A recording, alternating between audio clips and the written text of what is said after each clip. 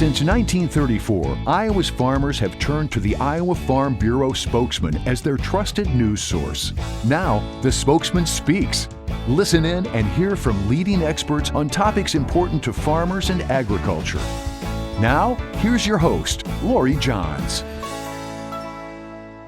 Welcome to the Spokesman Speaks podcast.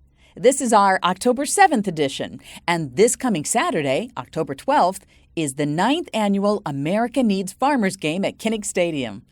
We will have interviews with a couple of Iowa Hawkeyes later in this episode, so whether you're a Hawkeye fan or just a fan of the America Needs Farmers cause, you'll want to be sure to stay with us to hear from those folks and more details about ANF Game Day. We also have some important information about an affordable health care option that you might want to look into this fall, and some new numbers showing agriculture's contribution to Iowa's economy. So let's start with a discussion about the Farm Bureau Health Plan, a new option that's been available to Iowans for roughly a year now. We know this is the time of year when you're considering your health coverage options for 2020, so we hope this interview gets you thinking. Spokesman editor Dirk Steimel spoke with Steve Kammeyer, who's the vice president of Farm Bureau Health Plan. There's good information here, especially if you're in the market for a comprehensive health plan at a more affordable price. Listen in.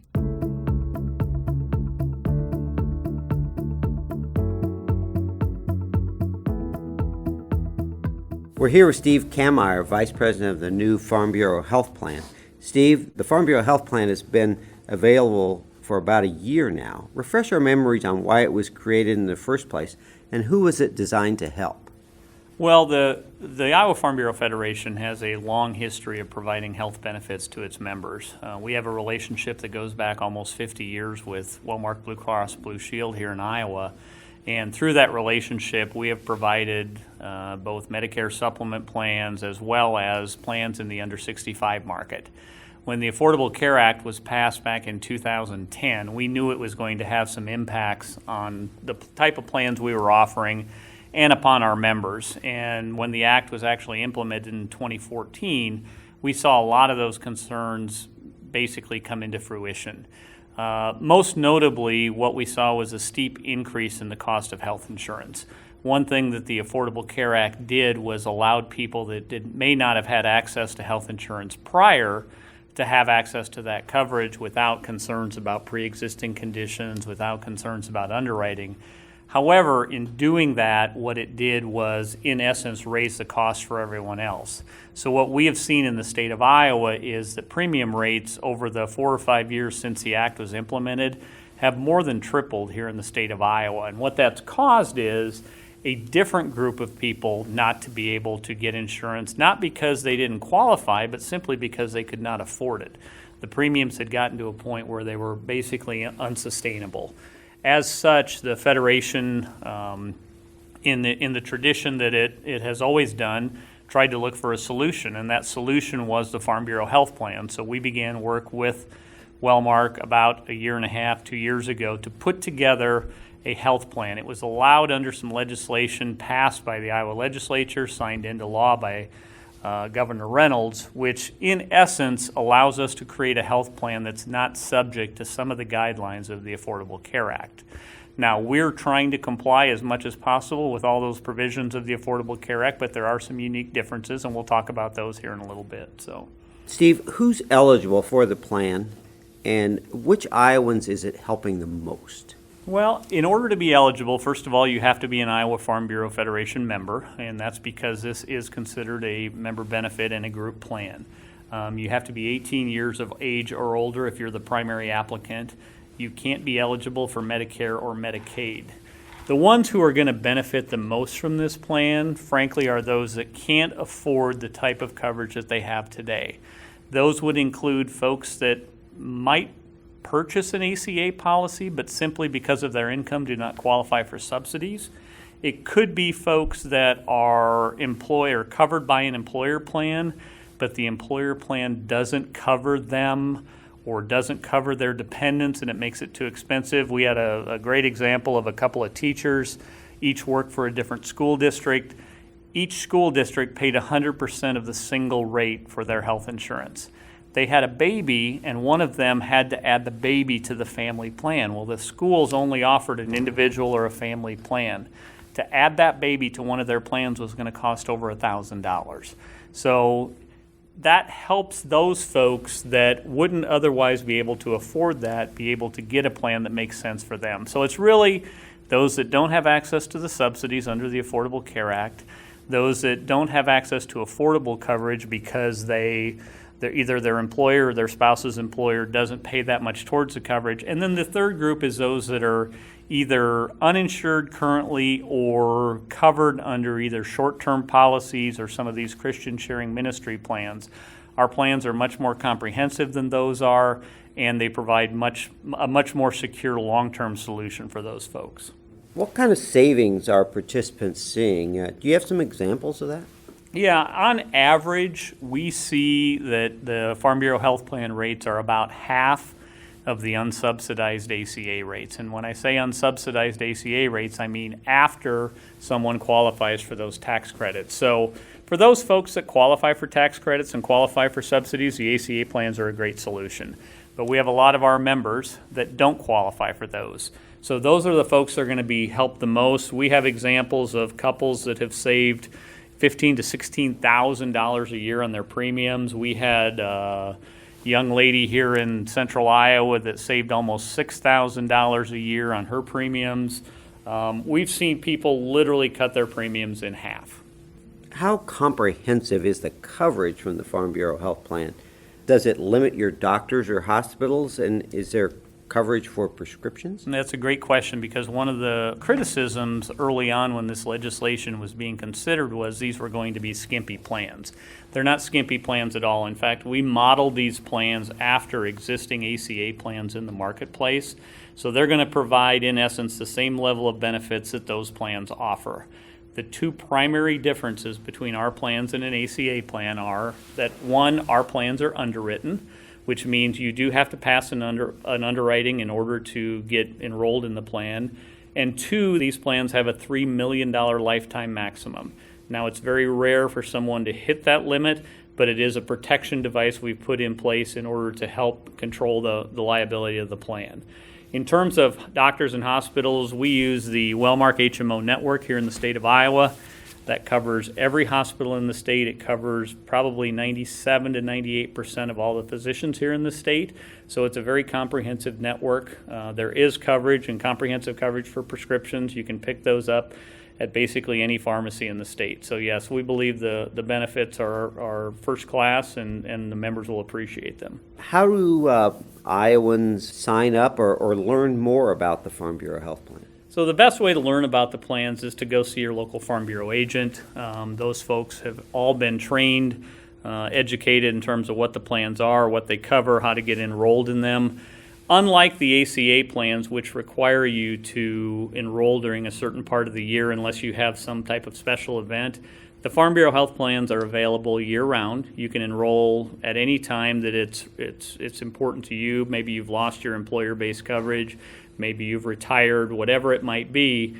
This gives you the opportunity to enroll at any point. And again, that Farm Bureau agent can help you do that. Anything else that members should know about the Farm Bureau Health Plan? I guess the only thing I would add, Dirk, is that while these plans are a great fit for a lot of people, they aren't necessarily the perfect fit for everyone.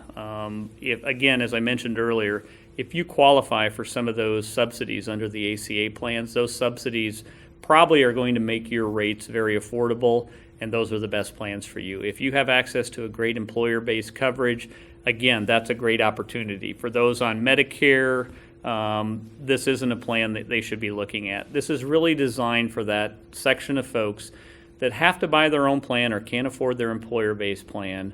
And we know that's a pretty good subsection of our membership, whether that be farmers, whether that be small businessmen, whatever that is. And we do think that this fits a niche, and that niche is very important for those members. So we're extremely pleased with the results of the plan. We look forward to doing this for many years to come. Some good food for thought as you consider your health coverage options in 2020. Thanks for joining us on the podcast, Steve. From healthcare, we're going to switch gears and talk about agriculture's contribution to Iowa's economy, especially when it comes to the value added by livestock farming. The Coalition to Support Iowa's Farmers teamed up with Decision Innovation Solutions to analyze the 2017 Census of Agriculture. It's a comprehensive national study that's conducted every 5 years. And based on what they found, they were able to calculate the value that agriculture creates for Iowa's economy in terms of jobs and dollars. And I'm here with the Executive Director of the Coalition to Support Iowa Farmers, Brian Waddingham. Welcome, Brian. Well, hello, Lori. For 15 years, I know that the Coalition, also known as CSIF, has been helping Iowa livestock farmers grow and helping them do it right. Yeah, the Coalition, we help livestock farmers grow their farms responsibly and successfully. In the last decade and a half, we've assisted 4,500 livestock farmers with questions about their farms. And you could really break that down into 4 key areas. Number 1 is siting new barns and feedlots. Number 2 is interpreting the more than 250 pages of rules and regulations that apply to livestock farms. Thirdly, it's neighbor relations. We want to make sure the farmers have a good relationship with their neighbors and the community in which they live. And then finally, the 4th key area is best management practices like planting trees through our Green Farmstead Partner Program. And the Green Farmstead program is really growing.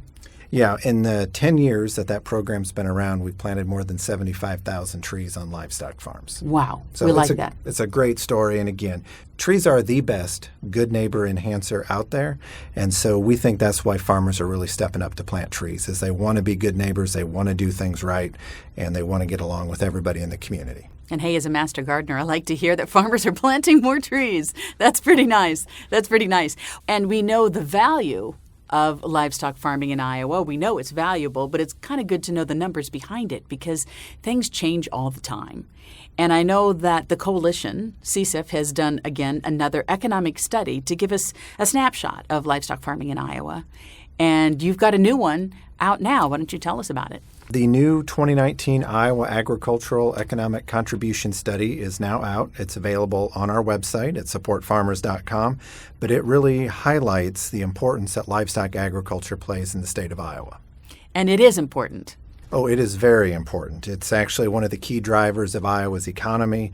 In 2017, Iowa agriculture contributed $121.1 billion to the state economy, which is up even 10% higher than in 2012. Good heavens. And there's a lot of jobs at stake here when it comes to livestock farming because it's not just the farmers raising the hogs, the cattle, the poultry, that type of thing. It's all those businesses that provide services in companion with that. Yeah, that's right. Livestock farming and jobs associated with processing of livestock products has about 186,000 jobs in the state of Iowa in 2017, and that is up from 123,000 in 2012. So we've seen phenomenal growth in the livestock sector, and yes, it employs veterinarians, bankers, feed manufacturers, ethanol plant employees, and that list goes on and on. So livestock is critical to our state's economy. And we know, of course, that agriculture is critical to the state's economy. That's like 1 out of every 5 jobs. 20% of the employment base comes from agriculture. That's good news. And when it comes from livestock farming, there's a lot of different kinds of ways that folks raise livestock today and a lot of different livestock. We're always known for being number 1 in hog production, right? So how does that one sit this year? Yeah, hogs are still number 1 in the state of Iowa. Egg production's number 1. Corn's number 1. Soybeans, I believe, is number 2 this year, or in 2017 at that time it was. So again, just Iowa continues to be an agricultural state and really impacts the economic contribution to the state's overall economic health. Is there a certain type of livestock that generates the most jobs?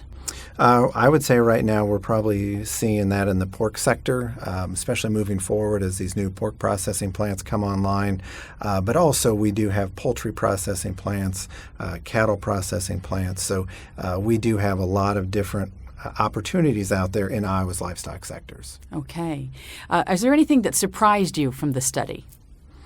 I think one of the biggest surprises that I had was that, we know how important livestock is to Iowa's economy.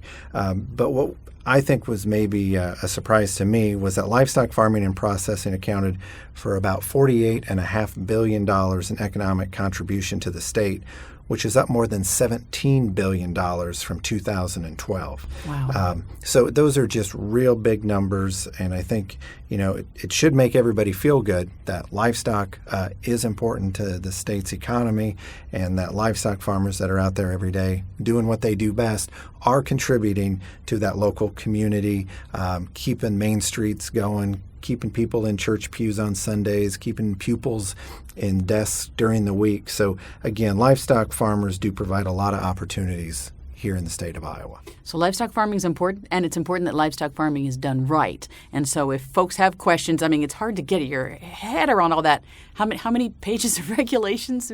Like lots of them, lots. They need to call the coalition. Yeah, because we know with planting and spraying and haying and harvesting and doing chores, farmers don't have an opportunity to keep up with those 250 pages of rules. So that's why they can call the coalition. We can come right out to the farm, sit down with them, see where they're at today, what resources they have available, where they want to end up, and then do our best to make it all happen.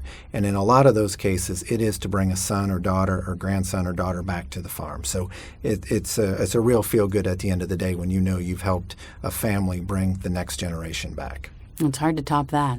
Is there anything I haven't asked you want to add? I would just say if you want to see a complete study, and more importantly, maybe what the economic contribution to your county is, as we have that broken out by counties on our website, just go to supportfarmers.com/Iowa Ag Intel for more information. Thanks, Brian. Yeah, that's right. Farming matters. And not just in Iowa. Agriculture brings food, fuel, fiber, and innovation to the entire nation. Celebrating that is what drives the Iowa Farm Bureau America Needs Farmers Partnership with the Iowa Hawkeyes. While the ANF decal on Iowa's football helmet started back in the 1980s as a way to show support for farm families hit hard by the national farm crisis, it's just as important today as it ever was. But don't just take my word for it. Hawkeye football coach Kirk Ferentz is a fan, too. I was actually here as an assistant coach when the ANF logo went on our helmets. That was 1985 season, and we were going through a very difficult period. And Coach Fry had the idea. Mainly, it's just a way to heighten awareness, not only in our state but nationally, just to the importance of what our farmers do. And I think since that time, we've been proud to wear the helmet logo during my tenure here. I think it really signifies the importance of what our farmers do for not only this state but for the entire country. Basically, Iowa feeds the country, and the work that the farmers do, their families do, is just, I think, so commendable. They've been just inspiring with their work ethic, with their perseverance.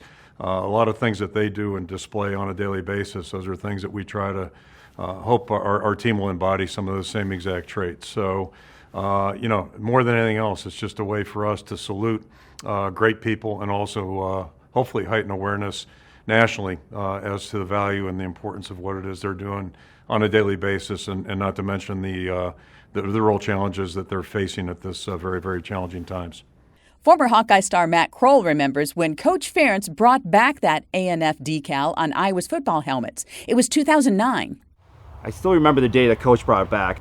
Brought us in the auditorium. I remember Coach Ferentz kind of giving the speech, and there was probably out of 120 guys, there's maybe 5 farmers in there. But it really hit home, and I still remember, sitting in that chair, and he gave a good 10, 15-minute explanation of why and what it meant to him and the whole background from the mid-80 crisis, and why Coach Fry did it and why he wants to do it and forever until he's done, or forever it's on the Hawkeye helmet, why it's going to be there. So I still remember vividly that day. So, definitely special at that moment, knowing growing up here and growing up on a farm, hit home that day, and hopefully it'll be there forever. This year, Matt becomes the 8th former Hawkeye added to Kinnick Stadium's ANF Wall of Honor. The Wall of Honor recognizes former Hawkeye players who exemplify the tenacity, work ethic, and character of Iowa's farmers. We had a chance to visit Matt on his family's farm near Mount Vernon. It's just off of Highway 1. And as you'll hear, Matt fits in perfectly with our growing family of ANF honorees. Growing up 15 minutes away, always had a dream of being a Hawkeye, and then having ANF come full circle and being on our uniform. Yeah, representing the university, I've always taken great pride in that and everything I do, and that's in your community, socially. Now from a farming standpoint, being the ANF Wall honoree, definitely a special group of guys, those previous 7 guys, so being the 8th guy and seeing that list and how they not only manage themselves in the community, but manage their football careers. And now some are actually involved in agriculture as well. Continue that vision and that look that we as Iowa football players and now ANF wall honorees want that to be for forever. So I'd uphold that standard, I guess, is the best way to put it. Now that Matt's playing days are over, he has another legacy to uphold. The Wolf family, which is my grandmother's family, settled here mid-1860s. So I've been farming ever since then. Switched over to the Kroul name 1954. And then it was my grandfather, father, and now myself that are farming the same land. So run about 1,200 acres, owned and rented. Do all sorts of stuff. So mainstay has been pumpkins for about 20 years. We sell pumpkins right here off the farm. Produce is big for us, sweet corn. And then we have the normal stuff, normal farm, normal row crops, corn and soybeans, around 150 head of beef cows as well. So kind of hit all angles. And then lastly, sell firewood year round too. So very diverse farm, and it's kind of spurred itself the last 20 years into what it is. So we've been doing the community support agriculture program now for 6 years. I've been about 50 families. This year we're doing 90 families. Basically this year we're delivering directly to your door. So each week, mine runs for 17 weeks, end of May through end of September. Each week we deliver a full bushel of vegetables, produce, or whatever's in season that time of year. So it's kind of a way for people to engage with us directly, get fresh produce picked that day or the day before, delivered on their doorstep, and it kind of opens people's eyes to, what else we can grow in Iowa rather than corn and soybeans, beef, which we do. But as you can see around us, vegetables A to Z. And kind of opens people's eyes of the seasonality of produce too. So yeah, we don't have tomatoes year round in Iowa. We have a 2.5, maybe 5 month if you grow them inside. So gives people an idea of how the waves and, like I said, the seasonality of produce, and opens their eyes and hopefully gets them to try a few new items. Part of the Kroul Farm's evolution has been their increasing use of conservation practices, which is a source of pride for Matt and his family. Some of the practices we employ at Kroul Farms, we're big believers in cover crops. So we put about 160 acres of ryegrass, clover, not only for soil runoff and topsoil conservation, but conserving our pastures. We're able to graze those cover crops as well. So believe in those. We believe in CRP. We believe in conservation. We do a lot of contour strip farming. As you can see, we're kind of down our river basins, so we get a lot of the Cedar River is half mile away, so everything we do, we buffer our creeks. We have buffer strips. We do contour strips to get some of that runoff and hopefully absorb some of those nitrogen issues that we know that Iowa has, and some water issues that we're trying to combat as our little acreage. Like I said, about 1,200 acres that surrounds us. We try and manage the correct way, and that's not only row crop ground, but in our pastures and timber ground. Hopefully sustainably managing our timbers in a way that we get new growth. We only take the mature trees, and doing the right thing from that standpoint too. So kind of full circle, and that's around 150 head of beef cows that we rotate every couple weeks to make sure we're not grazing those pastures too much at one time. We're treating everything the right way, and every facet of what we do, not only from a produce standpoint, but row crop and cattle, is hopefully done the right way. Matt knows that it's not easy to get started in farming, but he's proud to be part of the next generation of young men and women who've embraced agriculture as their calling. I think there's tons of statistics out about the average age of a farmer's I'll be wrong, but 60, 58, 60. So having my class, millennials, we'll call them, getting back into ag, and whatever division that is, as widespread ag is in this state. You've got the equipment guys, you've got the co-ops, you've got all these different levels, the financial institutions, we're all connected. So I think any way that my generation or my age people can get involved in agriculture is big, and not only just the grassroots of farming, like this place, but involved in some sort of sector, and that's always going to be alive and well in the state. That's what we're built off of, and I think the more of the younger population that gets involved, the better we'll be. So what's Matt's advice for other young farmers? Something I say all the time is adapt, overcome, and succeed. So I think you apply that every day in agriculture. You're dictated by the weather, you're dictated by prices, commodity prices. So have a plan, be ready to adapt, especially this spring and the spring some of these farmers went through with Mother Nature and with the last couple of years with prices the way they are. keep that mindset of adapt, overcome, and succeed, and you'll be good. So some days it's not going to be fun, but think about those 3 words and just keep pushing, keep grinding, and I think that's how it relates to football in a way too. I mean, you're going to have down plays, you're going to have down games, seasons are going to be up and down, and that's daily life on a farm is up and downs, and how fast you recover or how fast you put your nose to the ground and work makes a difference. Not only is Matt proud to be a farmer, he's proud to share agriculture's story. I think ag is important today, and kind of what we're built off here too is educational standpoint. Any person that thinks they're educated because of the internet, we've got everything out there and everything's visible and everything's transparent and a lot of experts. But I think our point of being an ag and farmers today is to tell the story, I guess, and tell that a large proportion of farmers are doing it the right way, caring about water quality, caring about the product they put out, taking care of the land and leaving it better than when they took it over.